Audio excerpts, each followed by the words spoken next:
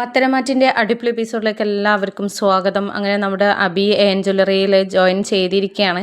അപ്പോൾ ഡേവിഡ് പറഞ്ഞതനുസരിച്ച് അബിയെ അവിടെ ജോയിൻ ചെയ്യിപ്പിച്ചതിന് പിന്നിലുള്ള രഹസ്യം എന്ന് വെച്ചാൽ അനന്തപുരിയിലെ എല്ലാ കാര്യവും അവർക്ക് വളരെ പെട്ടെന്ന് തന്നെ ചോർത്തിയെടുക്കാൻ പറ്റും.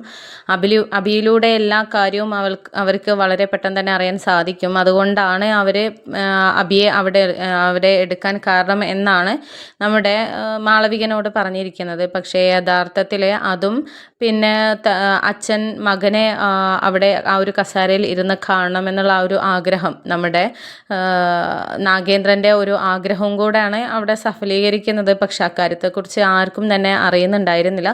അച്ഛനും മകനും തമ്മിലുള്ളൊരു ബന്ധം, അവൻ്റെ അച്ഛൻ്റെ സ്ഥാപനമാണ് അതുള്ളതൊന്നും ആർക്കും അറിയുന്നുണ്ടായിരുന്നില്ല.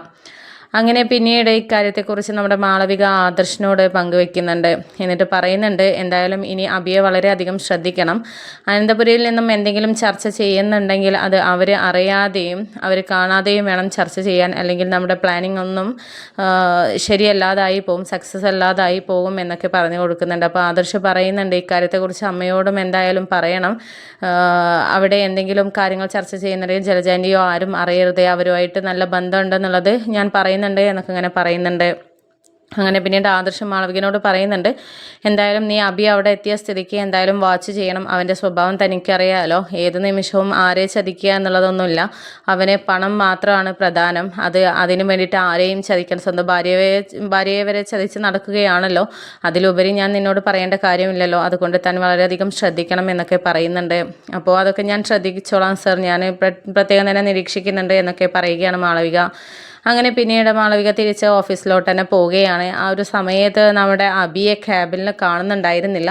അങ്ങനെ മാളവിക ചെന്ന് ഒരു ഫയലായിട്ട് പോകുന്ന സമയത്ത് അവിടെ കാണാഞ്ഞപ്പോൾ, ഇതിപ്പോൾ എവിടെ പോയി, ഇവിടെ വന്ന് കയറിയതേ ഉള്ളൂ, ഇപ്പോൾ ഇവിടെ കാണുന്നില്ലല്ലോ, പരിചയമുള്ള ഒരാൾ പോകുന്നത് പോലെ ഇവിടെ നിന്ന് എങ്ങോട്ടാണ് പോയത്, എന്തായാലും ഇവിടെ തന്നെ കാണും, പുറത്ത് പോകാൻ സാധ്യതയില്ല. കാരണം ഓഫീസ് ടൈമിലല്ലാണ്ട് വേറെ ഓഫീസ് ടൈമിൽ പുറത്ത് പോകാനുള്ള ഒരു പെർമിഷൻ ഇവിടെ ഇല്ലാത്തത് കൊണ്ട് തന്നെ ഇതിനകത്തുണ്ടാകും. എന്തായാലും ഒന്ന് പോയി നോക്കാം എന്നൊക്കെ പറഞ്ഞിട്ട് മാളവിക അബിയെ തിരയുകയാണ്.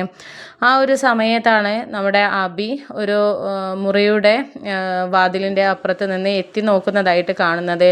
അങ്ങനെ ഇതെന്താ ഇപ്പോൾ അബി ഇങ്ങനെ എത്തി നോക്കാൻ മാത്രം, എന്താ അതിൻ്റെ ഉള്ളിൽ, അതൊരു സ്ട്രോങ് റൂം കൂടിയാണല്ലോ, അതിൻ്റെ ഭാഗത്തേക്ക് ആരും തന്നെ പ്രവേശിക്കാറില്ലല്ലോ. ഇനിയിപ്പോൾ എന്തൊക്കെയാണോ, പാസ്വേഡൊക്കെ കണ്ടെത്താനാണോ, ലോക്കറിൻ്റെ അത് തുറക്കുന്നതൊക്കെ നോക്കാനാണോ, ചാവി എവിടെയെന്ന് വെച്ചതൊക്കെ അറിയാനാണോ ഈ നോക്കുന്നത് എന്നൊക്കെ ഇങ്ങനെ ചിന്തിക്കുകയാണ്.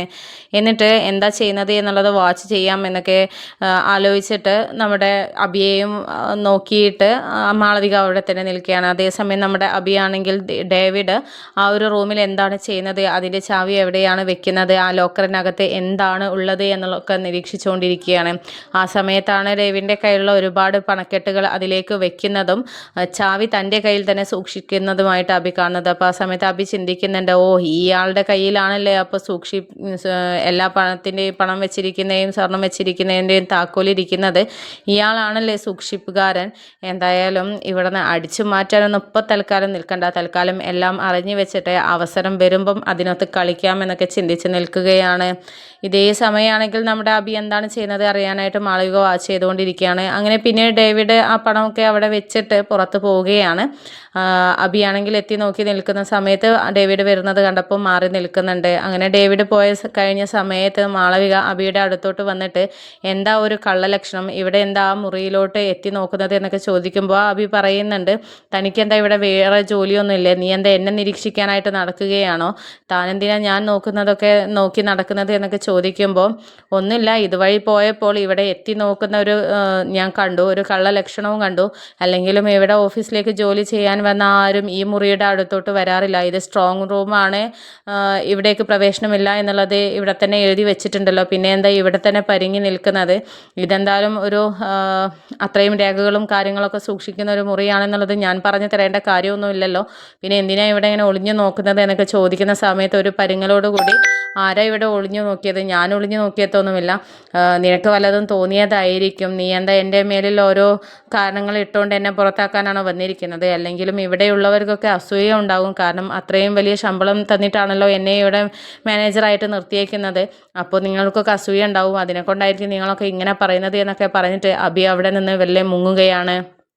അപ്പോൾ ഒരു സമയത്ത് മാളവിക ചിന്തിക്കുന്നുണ്ട്, വെറുതെയല്ല അബിയെക്കുറിച്ച് സൂക്ഷിക്കാൻ പറഞ്ഞിരിക്കുന്നത്, എത്ര വിദഗ്ധമായിട്ടാണ് കള്ളത്തരങ്ങൾ പറഞ്ഞ് കഴിച്ചിലായത്.